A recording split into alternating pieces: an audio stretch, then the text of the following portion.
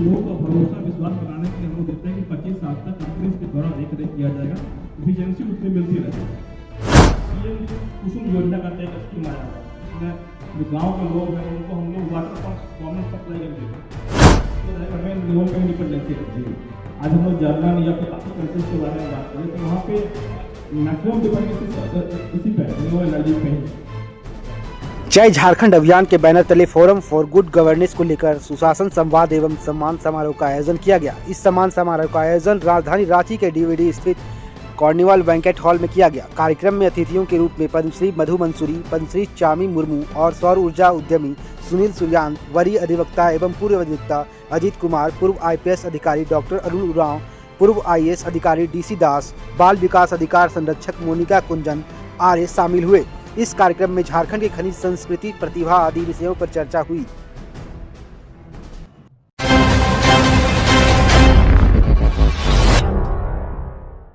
25 साल में उसकी एफिशिएंसी जो है वो 25% कम हो जाएगी, मतलब कि 75% उसका आउटपुट रहेगा। तो 75% आउटपुट में भी हम उसको यूज कर सकते हैं, बट एक लोगों का भरोसा विश्वास बनाने के लिए हम लोग देते हैं कि 25 साल तक कंपनीज के द्वारा देख रेख किया जाएगा, एफिशिएंसी उतनी मिलती रहेगी। तो जहाँ तक डिस्ट्रॉय की बात है तो उसको अगर डिस्ट्रॉय करने की जरूरत नहीं पड़ेगा तो वो हमको 25 से 40-50 साल की बात है, जो एफिशिएंसी जब 50% से कम हो जाएगी तब तक उसका जनरेशन रहेगा। और हम जितना इन्वेस्टमेंट उसमें कर रहे हैं, जितना लगा रहे हैं, वो हम अप्रॉक्सीमेटली 3 से 4 साल, मैक्सिमम 5 साल में आउटपुट हमें मिल जाएगा। तो हम अगले 20 साल तक उससे बेनिफिट लेते जाएंगे। और दूसरी बात ये है कि जो हम उससे जितने कार्बन हम लोग कार्बन क्रेडिट बचाते हैं, हम जितने भी कार्बन क्रेडिट बचाते हैं उसके कारण जितने भी हमारा बेनिफिट होता है पर्यावरण को, वो उसके रेस्पेक्ट में बहुत कम है। अगर हमको स्क्रैप भी करना पड़ेगा तो उसमें हम लोग जो भी सिस्टम्स यूज कर रहे हैं, जो भी उसको हम लोग 4 से 5 साल में स्क्रैप करके मतलब उसको फिर से यूज कर सकते हैं। अभी जितने भी ग्लासेस यूज कर, पहले हम लोग इसके ऊपर में प्लास्टिक्स के बोर्ड्स यूज करते थे बैक साइड्स के, अभी हम लोग उसमें ग्लासेस यूज कर रहे हैं। ग्लासेस रीयूजेबल होता है। अगर हम लोग उसका स्क्रैप, बहुत सारी इंडस्ट्री लगी हुई है आंध्रा में, राजस्थान में, जो कि सोलर प्लेट्स को रिसाइकल करके फिर से यूज करते हैं। तो हम लोग का ये जो बेनिफिट जो है वो उसके रेस्पेक्ट में जो लॉसेस है, जो हमको स्क्रैप का प्रॉब्लम्स आएगा उसके रेस्पेक्ट में बेनिफिट बहुत ज़्यादा है। तो हम लोग उसको रीयूज कर सकते हैं, इससे पर्यावरण को कोई भी इफेक्ट नहीं पड़ेगा। उसके जो भी सिस्टम्स यूज कर रहे हैं, हम लोग एल्युमिनियम यूज कर रहे हैं, उसके अंदर में ग्लासेस यूज कर रहे हैं जो कि टोटली रीयूजेबल है। तो बट हम लोग को इसके बारे में क्योंकि थोड़ा हमारा स्पेशली झारखंड में भी नॉलेज का बहुत ज़्यादा है, क्योंकि स्कीम्स बहुत सारे हैं, गवर्नमेंट ने बहुत सारे स्कीम्स लॉन्च किए हुए हैं, बट हम लोग क्या है कि हम लोग को पता नहीं इसके बारे में। हमारा जो सिस्टम्स है, डिपार्टमेंट गवर्नमेंट का जो स्कीम्स है और जो इंड यूजर है, उसके बीच का गैप बहुत ज़्यादा है, उनको पता ही चलता। अभी हमारे यहाँ PM कुसुम योजना का एक स्कीम आया हुआ है, इसमें जो गाँव के लोग हैं उनको हम लोग वाटर पंप्स गवर्नमेंट सप्लाई कर देते हैं। वाटर पंप्स का प्राइस अप्रॉक्सीमेटली 4 से 5 लाख रुपए, एक नॉर्मल 5 HP का जो वाटर पंप है उसका 4 लाख रुपए का आसपास प्राइस लगता है। वो सरकार मात्र 5 से 7 हजार रुपए में दे रही है किसान को।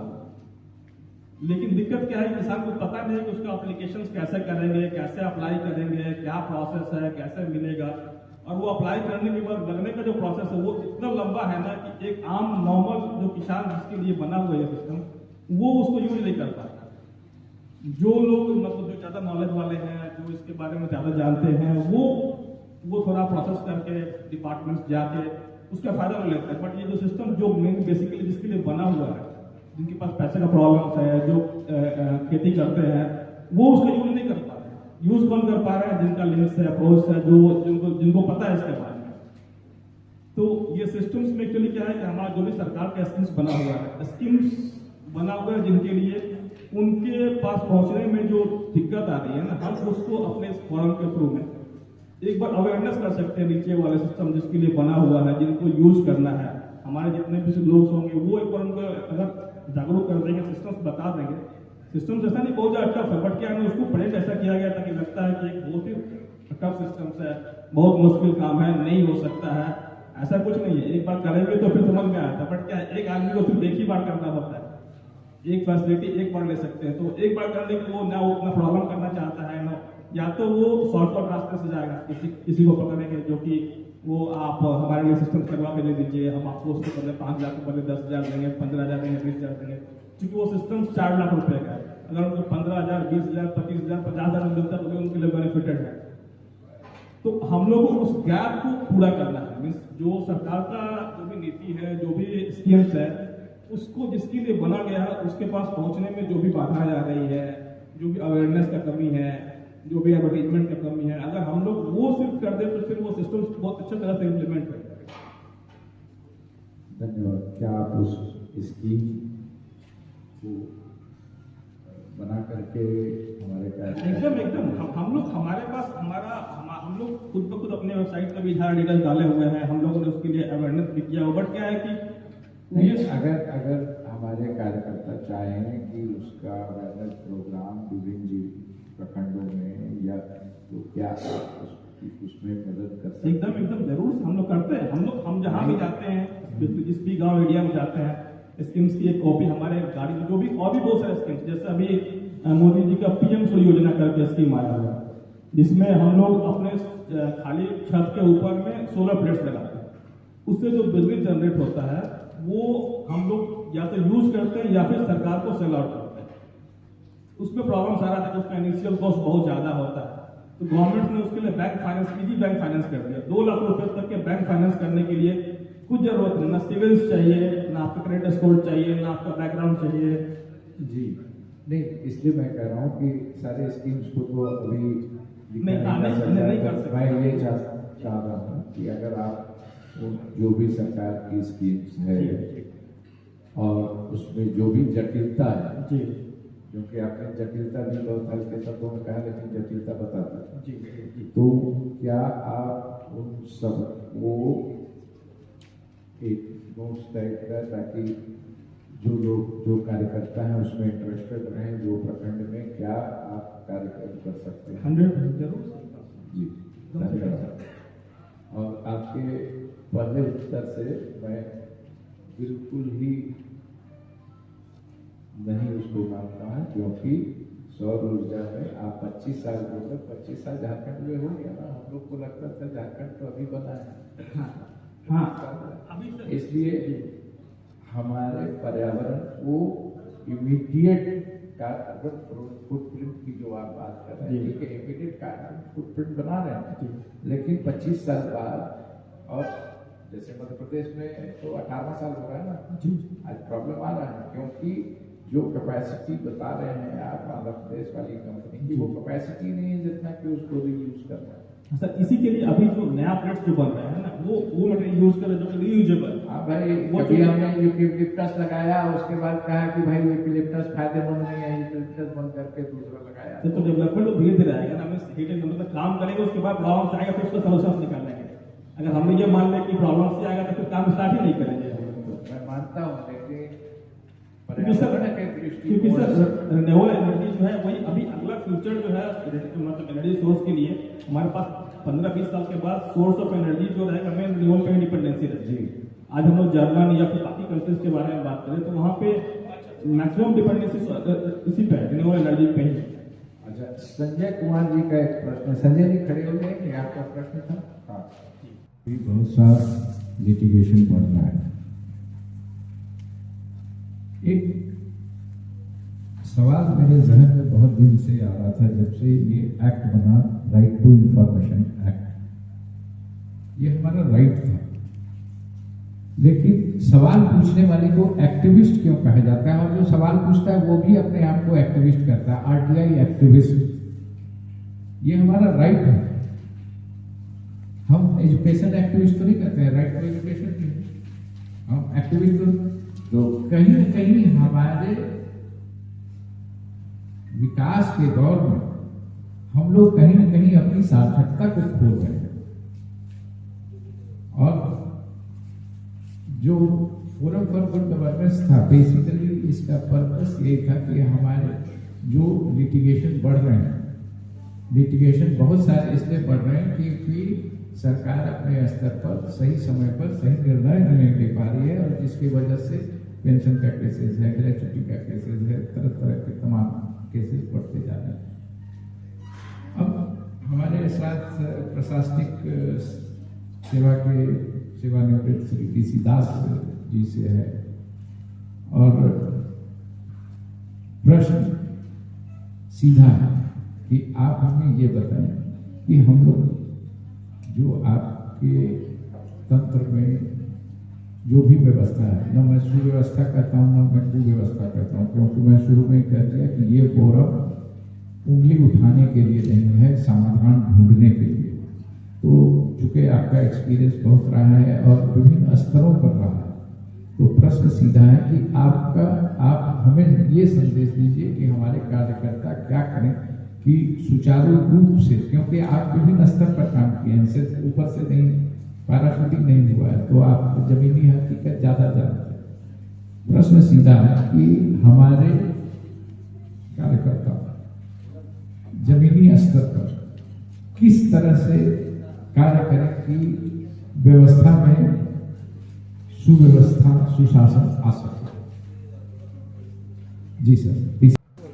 मैं बोलता हूँ विरोध में बड़ा से बड़ा बात, HEC आया, शायद दुर्भाग्य आया, शायद अभिशाप आया।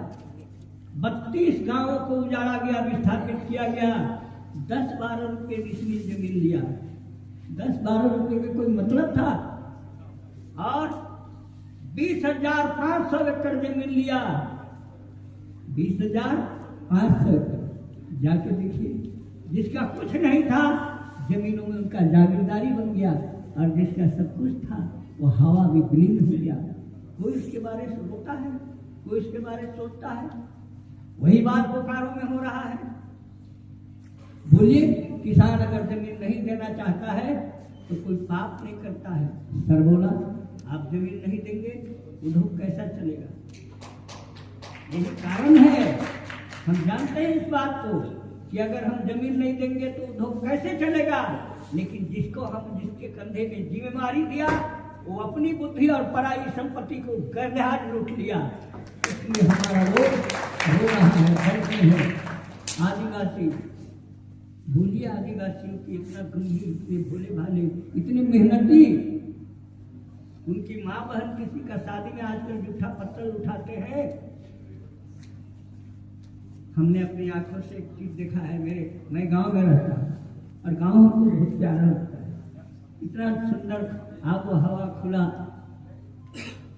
2005 ईस्वी में मई महीना में भारी तूफान और वर्षा हुई थी। मेरा घर उजड़ गया था, अल्बेस्टर सीट का। और मेरे बगल में एक आदमी का ऊंचा सा बाउंड्री था, वो धस गया था। वो जमीन आदिवासी था। किसी कारण रांची का एक मनवाड़ी, एक सेठ जी के कब्जे में वो जमीन चला गया था और आदिवासी लोग उस पर केस कर दिया था। तब क्या किया वो मनवाड़ी साहब, वकील पकड़ के मेरा छड़ था चुरा लिया, मेरा दीवार को 10-20 आदमी मिलके फंसा दिया। और वो जो कुदरती तूफान आया था वो गौन हो गया, जबकि वो गिरा था उसी में।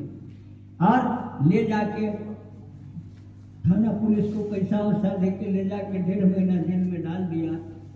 वो बेचारे इतना डर गए कि जेल से ही समझौता कर लिए। 1.5 करोड़ रुपया दिया उसको समझौता में। आज वो जमीन 20 करोड़ का है। आज वो क्या से ऐसे हाल है। तो हमने चरित्र को बर्बाद किया, चरित्र को बर्बाद किया। आइए, मैं बहुत सारा बात बोल दिया, आप लोग से क्षमा चाहते हैं। लेकिन आप हर कोई शादीशुदा है, नहीं है तो कर लेंगे।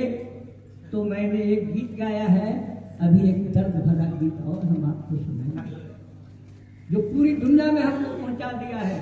ये गीत भी जो गाया और भी गाएंगे तो, और हमने कई गीत लिखा है, मुझे पूरे विश्व में पहुँचाया। मिनीसोटा यूनिवर्सिटी पहुँचाया, फ्रांस यूनिवर्सिटी पहुँचाया, जापान यूनिवर्सिटी बनाया, पहुँचाया। आप लोग का भी दिल में लगता है, जो बोलूँगा गीत के रूप में उसको कैसा जचेगा पर्यावरण के बारे में। ऐसा भी कोई गीत गाता है, लिखता है। सर, आप ही जरा, मेरे बारे किताब में आया है, आसाम का भूपेन हजारिका और झारखंड का मधु मंसूरी दोनों समतुल्य है, फिर उसको भारत रत्न और इसको क्यों नहीं। ये किताब में एक विद्वान लिखा है, मैं नहीं लिखा। मैं उसको रिक्वेस्ट, वही आसाम से ही लिखा है। ऐसा लिखा है और किताब मेरे पास भेजा। चलिए मैं गीत आपको एक सुनाऊंगा, उसके बाद समापन करेंगे करना। अरे गाँव छोड़ नहीं और जंगल